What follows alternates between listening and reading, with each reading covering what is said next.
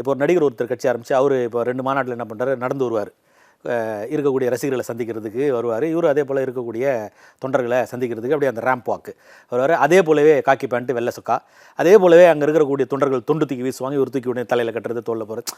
இப்போ இது மாதிரி இந்த சிங்க் ஆகிறத வச்சு பார்க்கும்போது இவர்களுக்குள்ளே ஏதோ ஒரு உடன்படிக்கை இருக்குமோ என்கிற ஒரு ஐயமும் நமக்கு ஏற்படுகிறது.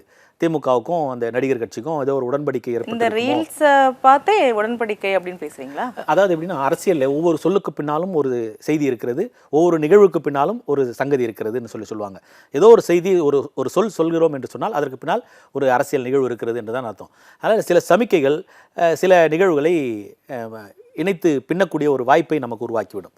அப்போ இதுபோல் ஒரு சூழ்நிலையை இவங்க உருவாக்கியிருக்கிறாங்க. அதே போல் நீங்கள் பார்த்தீங்கன்னா, விஜய் பேசும்போது அவர் மைக்கில் அவரை ஃபோக்கஸ் பண்ணுவாங்க, பின்னாடி அவர்கள் இருக்கக்கூடிய அந்த கொள்கை தலைவர்களுடைய அந்த படம் இருக்கும். அதே போல் தான் உதயநிதி பேசும்போது பார்த்தீங்கன்னா இவங்களோட அண்ணா, பெரியார், கருணாநிதி அவங்க படம் பின்னால் வர மாதிரி ஒரு ஃபோக்கஸு. ஸோ எப்படின்னா ஒரே மாதிரி ஈயடிச்சாங்க அப்படின்னுவாங்களே ஊரில், அந்த மாதிரி தான் அவர் பண்ணுறது இவர் பண்ணுறாரு, இவர் பண்ணுறது அவங்க பண்ணுறாங்க.